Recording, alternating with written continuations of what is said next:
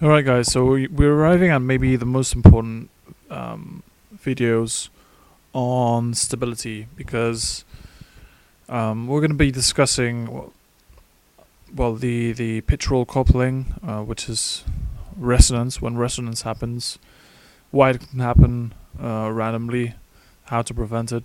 Um, so yeah, so we have to really know.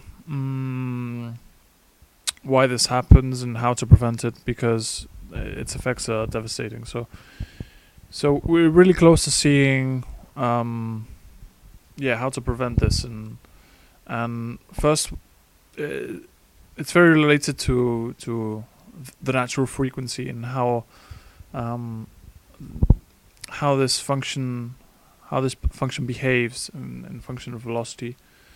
You're gonna see why. So what I'm gonna do in this video, I'm gonna plot out the natural frequency of three different sounding rockets, as I did before. I did Rexus, Hawk, NASA's Hawk sounding rocket, and then Stratos III. As you know, Rexus and Hawk are rockets, sounding rockets that have flown many times. Designed by NASA, and the other one is designed, I think, by DLR or the Swedish space agency. I'm not sure, but yeah, they're definitely flight proven, and they both, well, Rexus for sure spins at I'll write it here. It's important. Rexus spins at 4 hertz, and this is something typical for sounding rockets of this size. So typical. I'm not sure about Hawk, but my guess is that it probably also spins, and they usually spin somewhere about 4-5 hertz approximately. So my guess, I'm pretty sure that Stratos III didn't intend to spin. So the other rockets always intend to spin. They can't. There are different methods of inducing spin in a rocket, but Rexus and many of the NASA's sound rockets just can't their fins, and it just induces roll. I'm not too sure about Rexus, what they do. Because it spins at really a constant 4 hertz all the time, which makes me think that they probably have an active roll control. But I'm pretty sure that Stratos 3 doesn't use any. Well, for sure it doesn't use roll control, but I don't think they intended it to spin. The problem is that spinning, it's very easy for a rocket to spin naturally. So spinning occurs without, let's say, naturally, very often. Even if you design a rocket pretty well, there's going to be some asymmetries, which it can cause a small moment, a torque on the roll axis, and as the velocity increases, well, this torque is probably gonna increase as well, because it's gonna be affected by aerodynamics. So maybe a super small cant on the cant angle on the fins can induce some spinning. So spinning definitely occurs naturally, even if you don't intend them to. If you've flown, model rockets, you probably know this. It's really hard for your rocket just to spin, to fly straight up. So yeah, let's see right now I'm going to plot the natural frequency for Hawk, for Rexus, and Stratos III.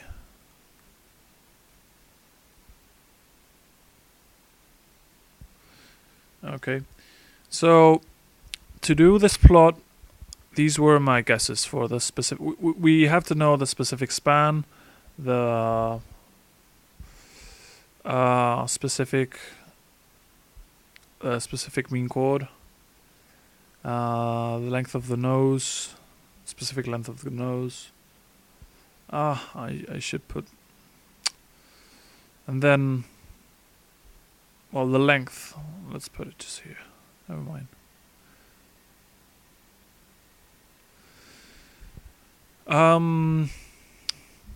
So I had to kind of guess each one from what I could see in the internet, and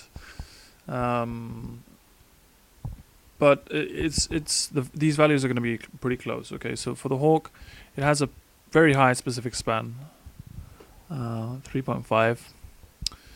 It has a specific mean chord, also kind of high, and the nose is pretty big as well, and it's a 5.6 meter rocket. Okay, units are meters. These are non-dimensional. For Rexus, yeah, very very high span as well, pretty high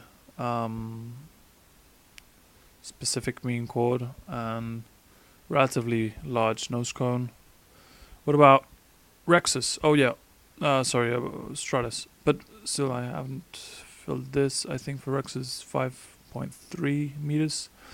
What about Stratus? Well, Stratus, its specific span is really really low. It's something. My guess is somewhere around 1.5, from what I've seen. Just in the after movie videos and stuff, and yeah, for the specific mean span chord, yeah, something like 1.7 is my guess. And the nose is pretty short, and it's a 8.2 meter rocket, very very long rocket. So with these values, and using the simplified expression I showed you in the previous video, we can plot the natural frequency. By the way, I'm not going to plot the natural angular velocity. I'm going to plot the natural frequency, which is simply the natural angular velocity over 2 pi. So we can get that on hertz, which is time times it spins per second. Cool. Let's see. Cool. So I plotted the following. Let's see. I plotted the following function. By the way, I'm going to show you Hawk. I haven't. Well, you can see Rexus. Just doing a quick Google search, as well as Stratos III, so you get a feeling. But Hawk, maybe it's a bit harder for you to see it. So give me a sec. I'll just show you the three of them. So this is Hawk. Yeah, 5.3 meter rocket. I got this off of Richard Knacker's website. Haven't mentioned you until now, Richard Knacker, but I'm going to talk a bit more about him in section 3, which I'm going to be talking about. The design of a solid rocket motor. He's like a big reference for all the model rocketeers. And okay, so never mind. Let's get back to the track. So this is Hawk. You can get a feel about its fins, his Rexus, enormous span as well. Yeah, they both have a very high specific span, as you can see. big fins. And then yeah, this is Stratos, so it's tremendously long rocket. These aren't the final fins. This is just a rendering before they built it. Thank God the fins were actually a bit bigger, and I think this rendering looks like it was 3 fins, so it's just ridiculously small fins for such a large rocket. So yeah, that in reality they're a bit bigger. So I didn't use this image to get the data I was showing you. I used like the after movie, frames from the after movie video. So so this is a natural frequency in hertz. This is Mach number. Remember, I might as well just write the natural frequency function as well again. So it was the natural frequency is going to be. Let me pause. Cool. So this is the natural frequency, not the natural angular velocity. I called omega sub n wrongfully natural frequency. This is natural frequency, okay, in hertz. So again, this is a rough simplification. Remember the simplifications we did. Remember what we did with the longitudinal moments of inertia.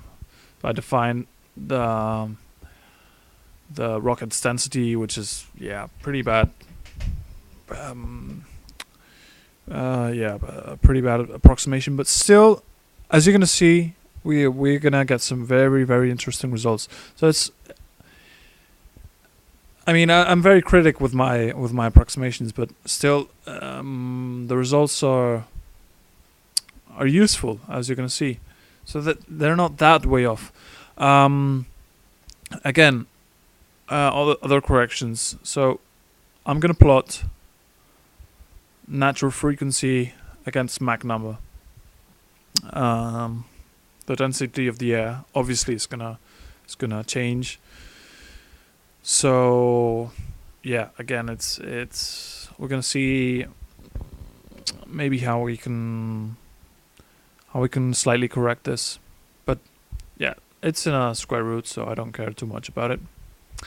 Remember, eta is gonna change when we're gonna fly at max over Mach linear.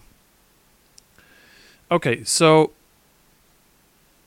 I did the plot for these 3 rockets. Let's put 1 hertz, 2 hertz, 3 hertz, 4 hertz. Let's put here Mach 1, Mach 2, Mach 3, Mach 4. Yeah, that's good.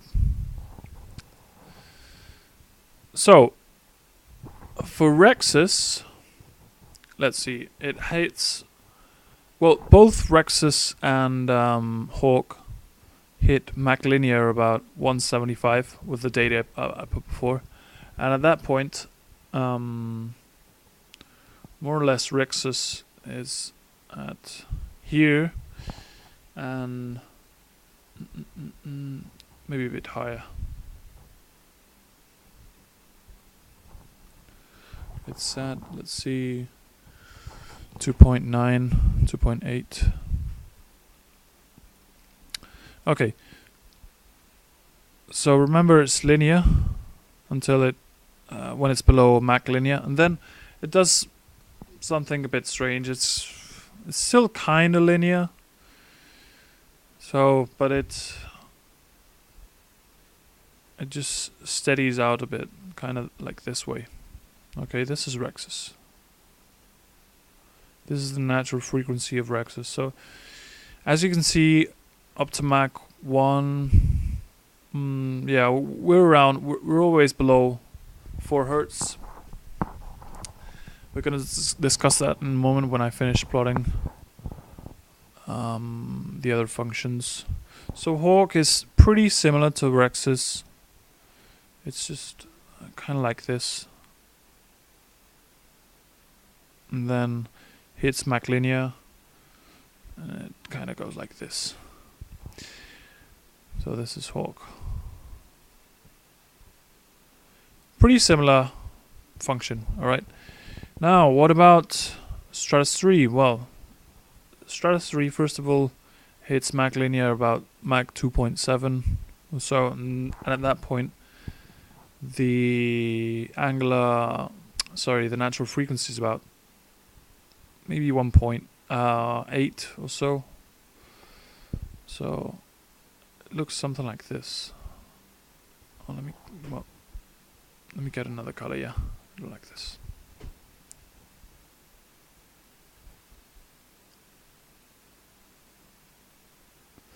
And then it kind of goes down. Okay. Instead of going up, yeah, it goes down.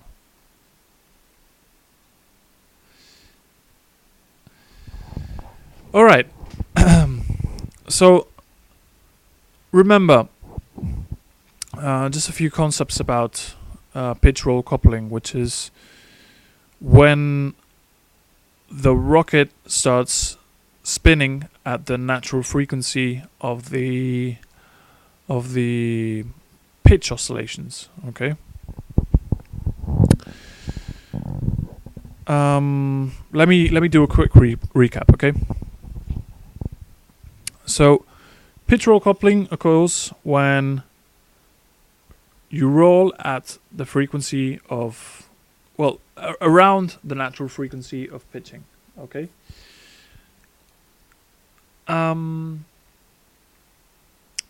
Remember that this happens we concluded this from the steady state, from the steady response of a sinusoidal input. Okay, remember it's steady. It's not talking about transients. And I haven't finished talking about transients because I want to do one last video, which is the inverse time constant. Yeah, I have to do that. The inverse time constant of a transient response, but still. So, what happens to Rexus? Rexus spins at a frequency of 4 Hertz. If you recall the body diagram, okay, if this is the natural frequency, and this is the gain in decibels, or it doesn't have to be decibels, just the gain. Looks something like this. So, at around here, we have for a sinusoidal input, sinusoidal force, the output, which is our angle of attack, is going to be, it's going to blow up. Okay. So what does Rexus do? Its natural frequency is, Rexus. I think I'm not. I can't recall its maximum velocity. Let me check 1 sec. All right, I just checked. Rexus max is about Mach 3 point something. So, yeah, Rexus spins at higher than its natural frequency all the time. So it's at this point. Any type of sinusoidal external moment input, well, it's actually has a negative gain. This means that it's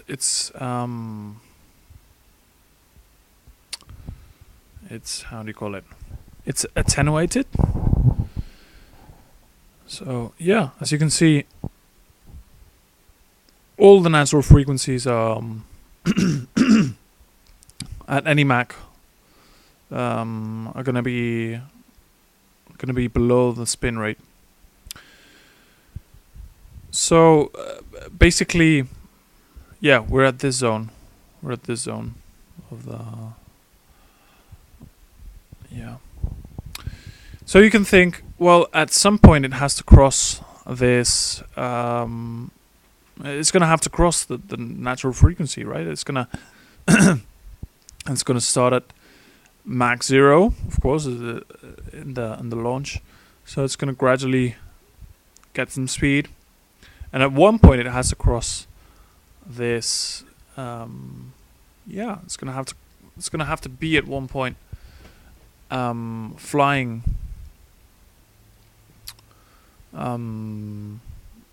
Flying at a frequency between 0 and 4, so it can't just jump to 4.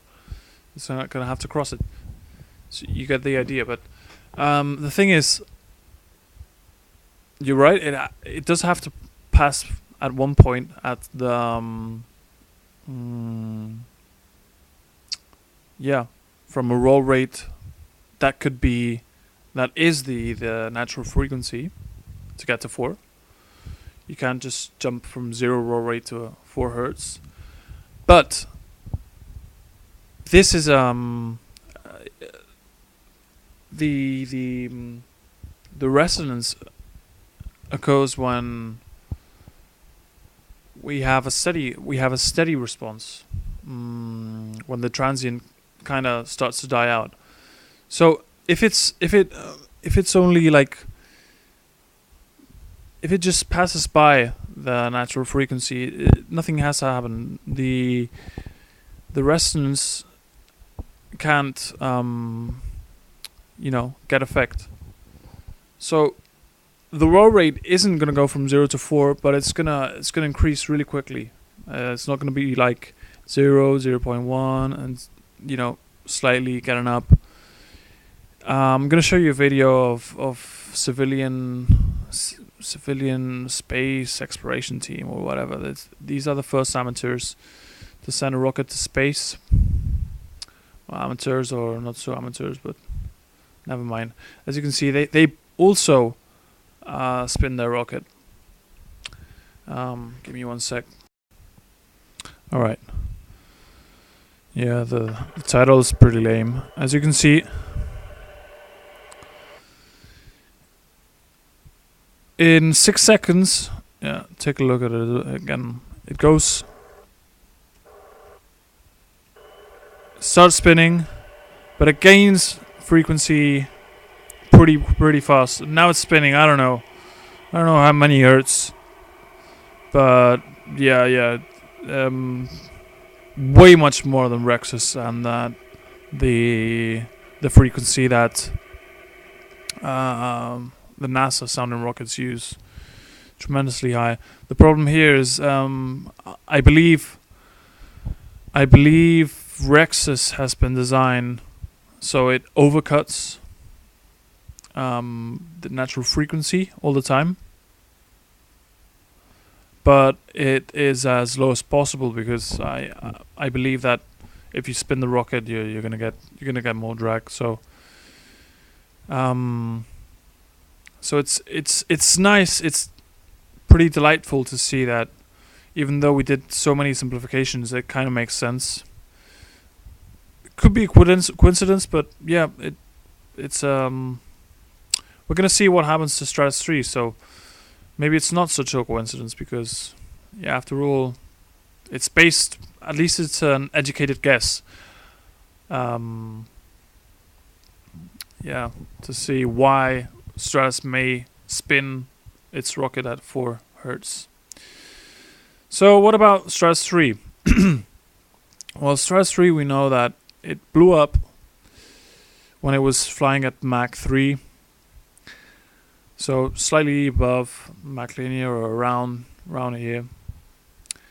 And the natural frequency is, at that point, is probably around 1.8, kind of. Again, it's a very simplified expression, so I don't know the center of gravity. I just guessed it's like 0.65 or something. I don't know the exact data of the of the fins, but and even worse, I can't guess the longitudinal moment of inertia. But at it's it's gonna be around that, maybe around 2, 1.8, whatever. Plus, it was when it blew up, it was at 10 kilometers, so density has changed. It's burnt nearly all of its propellant, so the moment of inertia is changed, but still, it's gonna be somewhere around here. Let's check the Stratos III. They did like a reconstruction, and it's. Let me show it to you. All right. So they did this reconstruction of the moment when it started to, you know, roll lock in or pitch roll, couple or whatever you want to call it, when it resonated and blew up. So I don't know if the video is sped up or is slowed down, but if this is like the real roll rate, well, it was kind of rolling at maybe 1 hertz. Okay.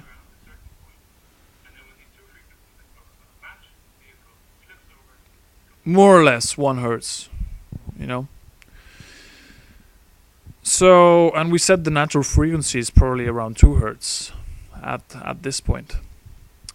And you say, okay, then this doesn't work. Well, wait a moment, not just quite. Let's check the Bodhi diagram again. I've got Ogata ready. Let me. Okay, there we go. So as you can see, this is the Bodhi diagram for a second order system, undamped.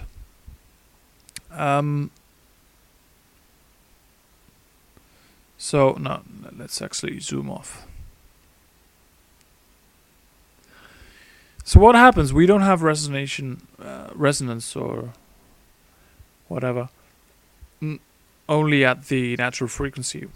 Okay, this is natural frequency. We do have the peak here, but around the natural frequency, we're already having a really large gain. Okay. By the way, a gain of 6 decibels is equivalent of the signal is doubled. So if we have an amplitude, of you know, of this, well, we're gonna have double the amplitude on the output. Output is alpha, and input is the moment, the perturbation.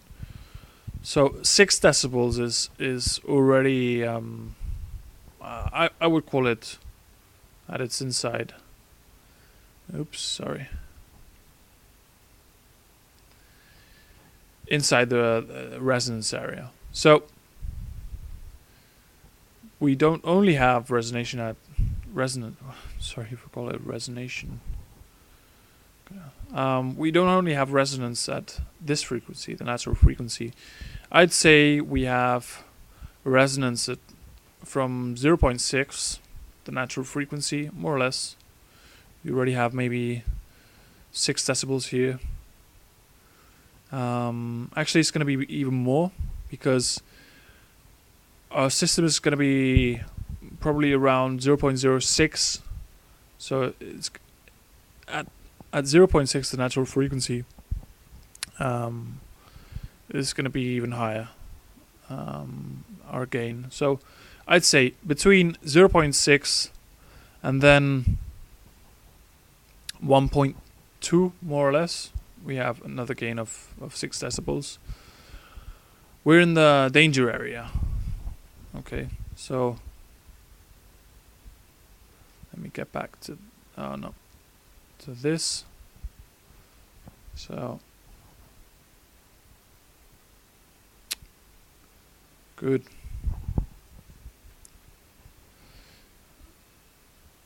Resonance,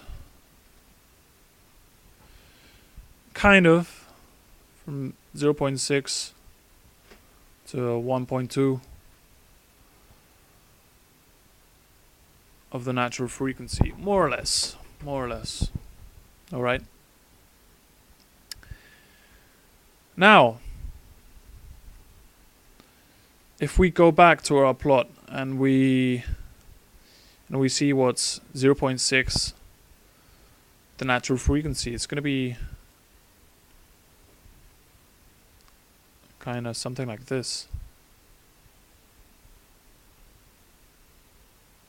This would be, and 1.2 the natural frequency, well, just slightly above, right? Just slightly above.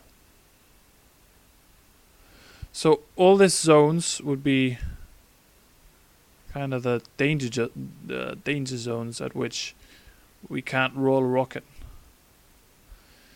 And here is 1 hertz at Mach 3, so it's kind of getting into a resonance zone. And what's the problem with Stratos 3 design? This is my opinion. So this is one of my opinion. This is my educated guess on what may have happened to Stratos 3. Again, this is a very simplified, version of reality. Pitch roll coupling is very complicated, a very complicated thing to understand. I'm by no means any expert on rocket stability but this is my educated guess. It kind of makes sense with the numbers I've taken. So I'm sharing it with you, and please let me know what you think about it. So at the point which Stratos 3 blew up, it was running about at 1 hertz. Okay. And so it's kind of near the resonance zone. So what's the problem with Stratos 3 design? Well, my opinion is that as you can see, the danger zone of the spin rate is really low. 1 hertz, as I told you before, it can be induced just randomly, just by fabrication, or just by, maybe the thrust itself can cause a moment. I don't know. You can get the spin rates without wanting perfectly 1 hertz. And the problem, well, there's a couple of problems. So with Stratos 3, it has a design such that this danger zone is really at really low frequencies compared to Rex's and Hawk, which has really high specific spans. Yeah, so you can check it's very different functions. And the second problem is that Stratos 3 tries to undercut the natural frequency. It tries to go before to stay at spin rates below the natural frequency. So it tries to stay around here. And this zone is tiny. I mean, you barely have any space here for any errors. So if it just picks up a little spin, 1 hertz, boom, blows up. What does Rex's and all sounding rockets, NASA sounding rockets, CXST or whatever, these guys that sent a rocket to space do? Well, they spin the rocket at really high frequencies and overcut, or they spin at above the natural frequencies. So Rex's is an evident example of this, and you can read a bit about NASA's sound rockets. They always spin their rockets at 3, 4, 5 hertz or more. So yeah, and with Stratos 4, I think what they're gonna do is put a active roll control system. I wish them best of luck with that, but I guess they have a reason for undercutting the natural frequency. It definitely has less drag, but I guess they have they have a reason for not spinning the rocket. I don't know, but yeah, it looks like kind of dangerous still because Stratos 4 is, I think it's similar to Stratos 3. So you can see here that this, if you try to undercut the natural frequency, well, you don't have much space, and 1 hertz, it's practically nothing. So what else? For example, in Stratos 2, what happened is that the rocket went. Well, maybe I'll talk about this in another video, but it had another problem. I think I'm not 100% sure if it had pitch roll coupling. It didn't blow up, but it never restored. It started to cone around. You can check that video. So I think they tried to undercut as well the natural frequency. So why isn't this an issue in smaller rockets? Well, here's the answer. This pitch roll coupling is going to be a problem with really long rockets, because if you have a large number here, well, yeah, this is going to be the natural frequency is going to be small. If you have a 1 meter rocket, well, yeah, the natural frequency is going to be super high, and because the rest of the function is non-dimensional, so it could be similar for a smaller rocket. So we could have similar eta, similar center of gravity, similar of these. The only difference between Rexus or a 80 centimeter model rocket is that this. Probably a model rocket is going to be something like this. It's going to be. So it's going to be really hard to get pitch roll coupling in a smaller rocket, because you're not going to accidentally start rolling your rocket at 4 hertz. That's really high. But you can accidentally start spinning a rocket at 1 hertz perfectly. So that's why pitch roll coupling is going to be a major problem in really long rockets like Stratos 3, which is ridiculously long, 8 meters, and with pretty small fins. So yeah, this was a pretty important video. Again, there's a lot of opinion in the middle. This is just an educated guess on why Stratos 3 blew up, and why Rexus spins at a frequency of 4 hertz, and why doesn't it have problems with that? Okay.